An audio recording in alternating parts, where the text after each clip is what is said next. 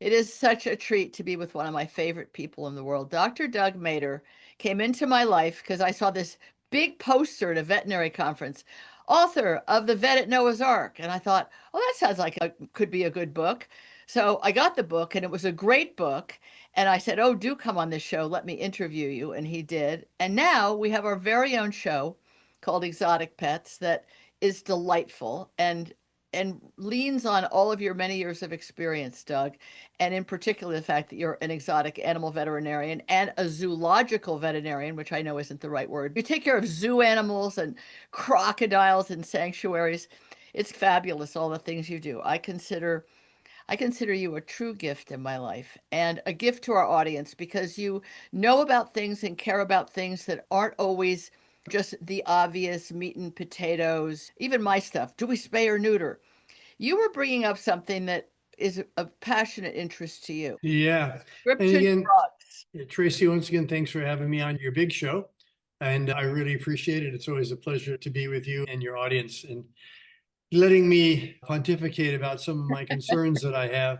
Yeah, one of the things that a lot of people don't know about me is that I actually did a master's thesis in pharmacology.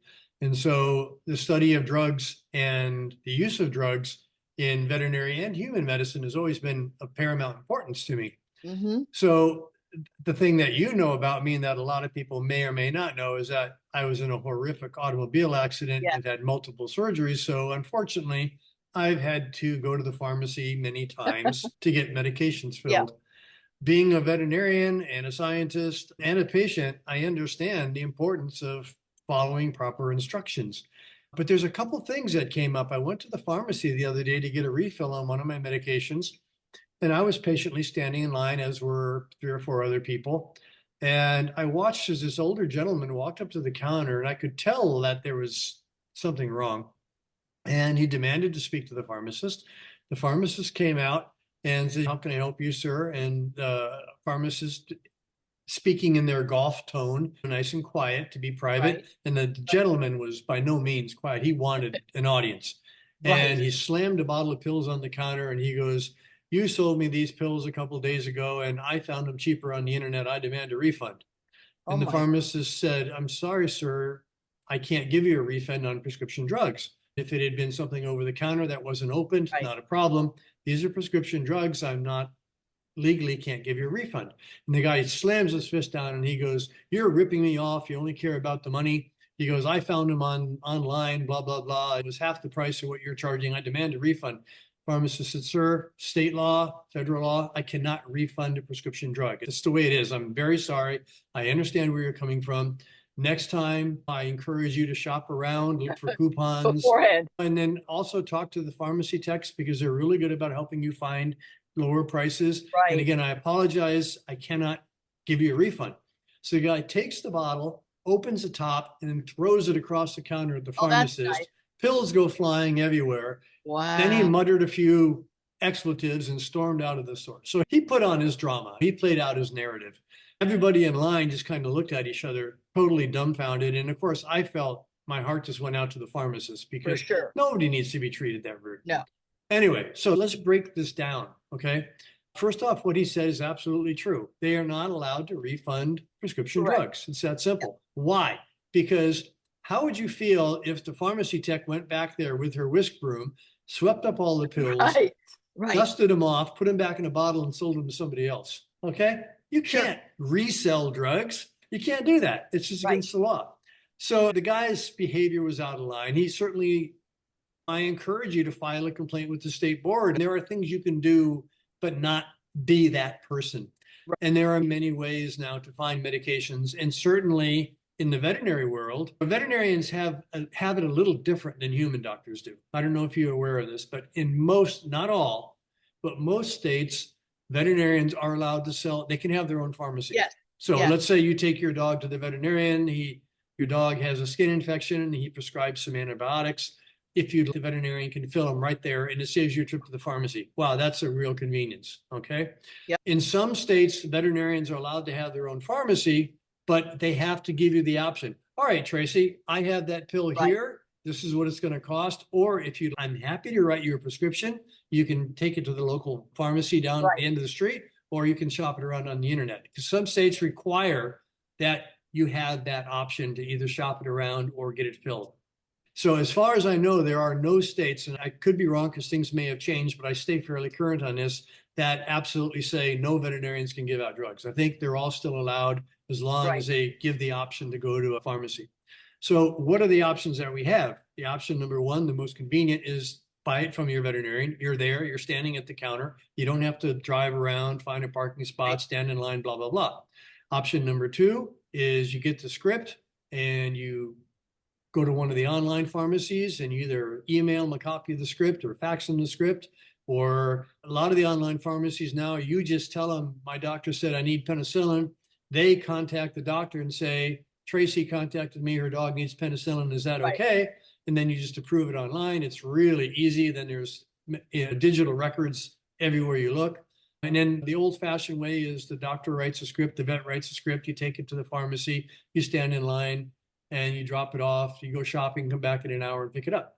Well, obviously, if you get them at your veterinarian's office, there's going to be a premium to pay because the veterinarian, for instance, like when I had a hospital, right? And I had a fairly big hospital, Right. but let's say penicillin pills, okay? Or penicillin, amoxicillin pills. I might buy 1,000 a month, whereas these online pharmacies buy 1 million a month. So who do you think Right. pays less? Of course, Sure. if you go to the online pharmacy, you're going to get a lot less money on it. The big difference there is if I sell you a pill and your dog takes the pill and then at night the dog has a reaction, you can pick up the phone and call me. I'm responsible for it. You buy it from an online Right. pharmacy and you have a problem, good luck. Okay. Yep. I'm not saying online pharmacies are unethical, but they just don't have that same relationship that you have with your personal veterinarian. Many human pharmacies, if you have an issue with a pet, you call them up and say, I gave my dog the penicillin and he reacted. The pharmacist will talk to you, but they'll almost always refer you back to your family veterinarian. So yes, there's going to be a premium price you pay if you go to your family veterinarian and buy the pills there, but it comes with the risk, rewards, and benefits that are very strong. Right. But reality is reality, and it's been a tough fall. A lot of people lost work. And so, yeah, shop for the cheapest drug. Even myself, I don't know about other insurance companies, but I recently found out that I was allergic to shellfish. And so now my Wow. doctor wants me to carry an EpiPen. Sure. And you would think, okay, that's logical. So I went to the pharmacy, I had my prescription, I got the EpiPen, and the pharmacist says, your insurance doesn't cover EpiPens. Wow. I said, you're kidding me. And this is a life or death type of a deal. If I eat a shrimp, I'm going to die Right. unless I have the EpiPen. Sorry, the insurance company doesn't cover it. But that pharmacist then said, here, let me have you talk to my technician. And the young woman took my thing, got on a computer, typed around, found me some coupons, and got it from $231 down to $109. So the take home message is there are ways to shop around for quality medications that are prescription grade at lower prices. So you just have to be patient and you have to do your homework. So Okay. you have a That's question? very good advice. Yeah, because there's another option. My clinic now uses an online vet only prescription service company. So rather than dispensing most things in the clinic, particularly supplements, but vet only supplements, companies like VetraScience, they will they sell online through the clinic, but it's fulfilled by, I'm sure it's a whole business model now, some place that fulfills a distributor. But rather than a veterinarian like you used to having to buy 1,000 amoxicillin or 1,000 VetraScience joint supplements, they fulfill it. So there is a There are some really good partnerships now that yeah, veterinary practices have with these bigger yes. pharmacy companies. And if you have a contract relationship with them and you send them so much business, then they then give you rebates. Oh, So that's nice. everybody wins. The client gets a lower cost drug.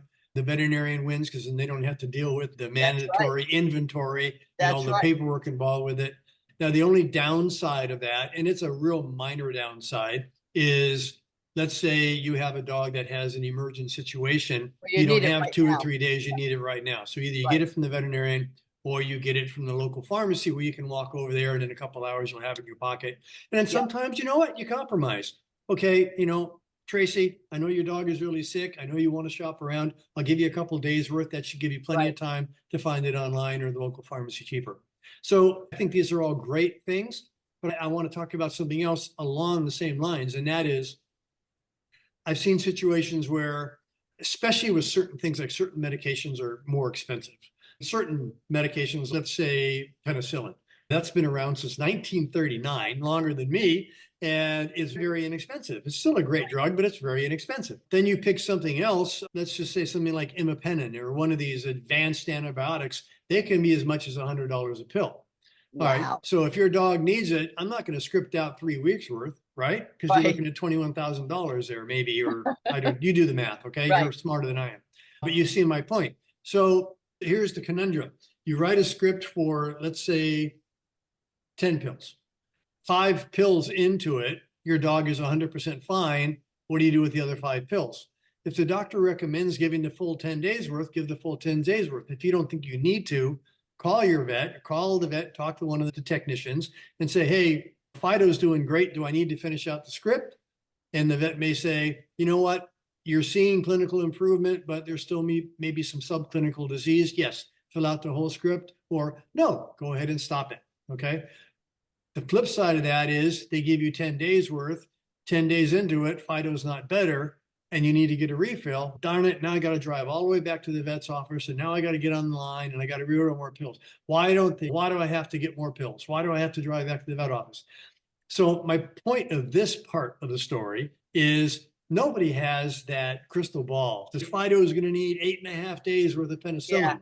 So every different disease, we have ballpark ideas of how long they need to be treated.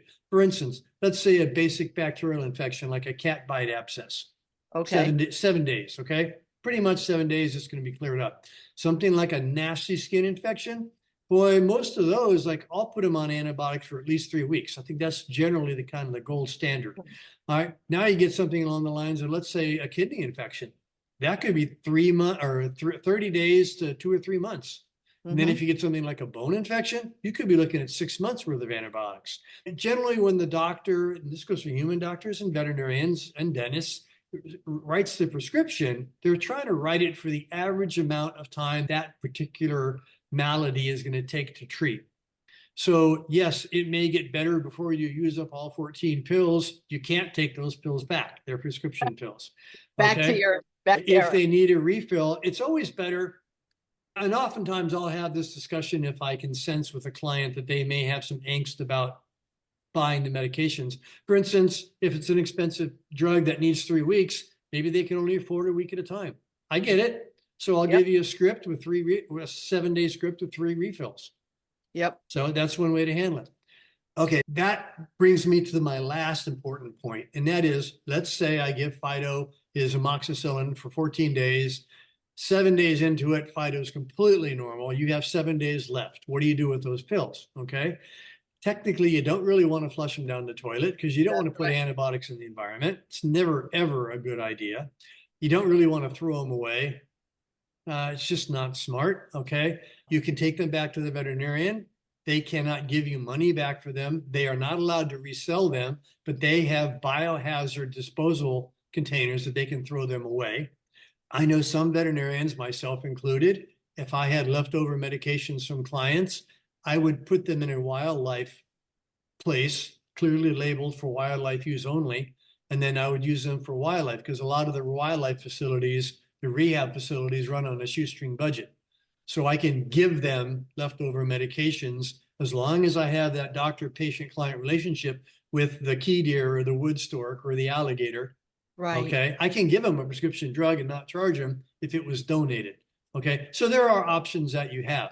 But Tracy, what I don't want you to do is take that bottle, put it in your medicine cabinet, and then your other dog, Fufu, Yeah. gets sick 3 years later and goes, "Oh, I remember Dr. Mater gave me amoxicillin. Let me Right. look." Looks through the medicine. Oh, here I have 7 pills left over.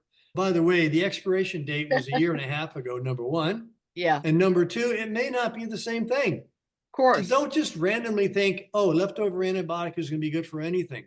You never want to do that. It's important that I get it because you have the pills. Maybe you can save some money. but it's better to check with your veterinarian, your doctor, your dentist, or whoever scripted those out for whatever the need was, whether those pills can be reused for some other, repurposed for some other need, providing they're not expired and things like that. There are certain drugs, like for instance, tetracycline, which I know you've heard of, Sure. that if you use it past its expiration date, it's actually toxic. Wow. Some drugs, if you use them past their expiration date, they just don't work because they've worn out. Drugs, they might work just fine. Some drugs actually go bad where they can be dangerous. So there's quite a bit to talk about, and I appreciate you letting me share this with your audience. I love the fact that you have an MA in pharmacology. So this is MS. something MS. You Yeah. that you care enough about it that way back when you got all the other letters after your name, which are multiple because you also have letters from the subspecialty of being an exotic veterinarian and a zoo veterinarian, that pills matter this much to you. I'm a little surprised that you don't talk about finishing a full dose, particularly of antibiotics, because the fact that you, if your human doctor issue or your pet seems so much better, I'm just amazed that you're saying, sure, call the vet and ask them. But I thought the whole point was if you don't finish a full course of antibiotics, you've now created antibiotic resistant bugs, if you will, because Well, bugs are still in your critter. I actually did mention that, and you do want to follow the instructions. But remember the instructions of 10 days, 14 days, 21 days. Or I That's guess. based on an educated guess. Right. And so if the patient gets better and it is truly healed, you don't want to keep giving an antibiotic because antibiotic stewardship, you don't want to give drugs to a patient that doesn't need it. That's Okay. why you want to consult with it. So in a perfect world, you would do a recheck appointment with the veterinarian, and then they would verify that, yes, you can stop the medication. The reality is not everybody can afford to go back for a recheck, but many veterinarians that I know don't have a problem calling a client back and talking to them. And there is now telemedicine has become very popular in veterinary medicine. So, if you have Fido stepped on a rock or something and cut its foot, I gave you antibiotics and pain meds. A week later, Fido's doing great. You call me up. The wound is healed, doc. The infection's gone. The skin is not red. Can I stop these drugs? And I would I probably say, yeah, Tracy, go ahead, stop them. Hang on to the pills for a couple of days or for a week or two. And then the wound doesn't come back or look angry, then yeah, you don't need to continue them. But if you have any questions at all, anything, any questions, any doubts, call back right right. away or come in for a recheck. In case the dog's infection, let's say, rebounds. Doxycycline. This to me is a major sore point with me. I know people, both for themselves and for their dogs, now that ticks and various kinds of ticks seem to be ubiquitous all over the United States. They say, oh, my dog got bitten by a tick. I should start doxycycline. And usually they have some old jar from God knows when. And I'm like, no, not every tick bite is transferring a disease to your dog. And you don't just give some. It's not like the morning after pill. People think, I'll just give a bunch of doxycycline and that'll knock out whatever that tick that was on the dog for 4 hours transferred to the dog. Is it not true with doxycycline that if it is in fact proven by a test, a blood test at the vet, that your dog really did contract Lyme or anaplasmosis or fill in the blanks, and let's say the dog's symptomatic, that's important too. Does the dog have symptoms of that disease? Are you not supposed to do it for a serious amount of time? Yeah, you bring up some really good points there. And number one is doxycycline is a tetracycline derivative. So as I mentioned, if the tetracyclines are past their due date, they They're can be bad. dangerous. I had this doxycycline left over from my son's acne from when he was in high school, and my Yeah, dog just got bit by a tick. I yeah, can use yeah, that. yeah. Well, maybe you can use doxycycline, but not doxycycline that's 3 years old. And maybe the dose may not be the right size dose for that doc. And your Right. son is 180 pounds. So Yeah. there's a lot of things there. But a couple things, and again, this is a whole nother podcast episode. But for instance, the Lyme tick, when it jumps on you and bites you, they don't discharge the Lyme right away. So just because you get bit by a tick and you get Right. home that afternoon, you pull the tick off and dispose of the tick, clean the area, there's a very good chance you didn't get Lyme because it wasn't on long enough. So Right. no, you don't need antibiotics because again, this goes back to this movement in the United States and hopefully worldwide, called antibiotic stewardship. And years ago, doctors would just throw antibiotics at patients That's because right. they were afraid to get sued if they did nothing. Okay. Now we know better because the random use of antibiotics for patients that don't need it is bad for the patient. It's bad for the environment. It causes, you can get, excuse me, antibiotic resistance forming. There's just so many negatives for indiscriminate use of antibiotics. It's really a bad thing. So just because you get bitten by a tick, follow the usual guidelines, pull the tick off right away, clean it up really good, contact your physician, family friend, your family physician, your Right. veterinarian, whoever, and then find out if it's appropriate. And there may be drugs other than doxycycline that work just as well. Assuming that the disease passed to the dog. So Don't it know. depends on what kind of tick it was too. Just because Lyme's disease is only transmitted by a very specific tick.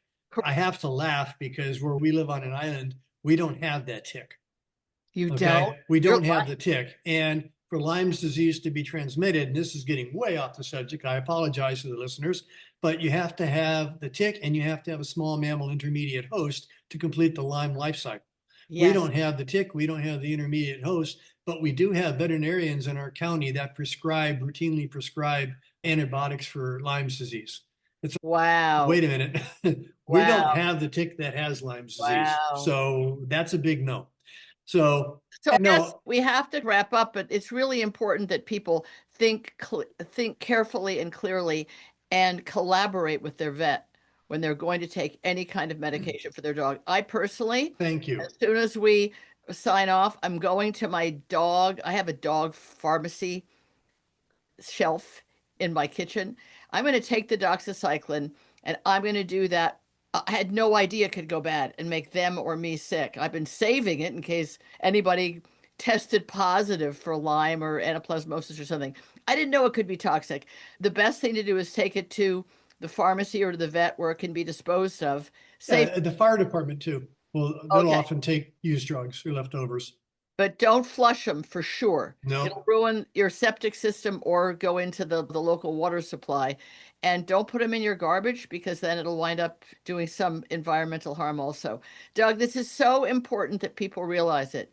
Drugs have a really important place in our lives and our pets' lives, but it would really be good if someone who's a professional tells you what, when, where, and how to use them. Thank you for putting up the red flag and alerting everybody to this. I really appreciate it. you got it, my friend. Thank you for letting me share the thoughts. It's great to be with you. Take care. Bye bye.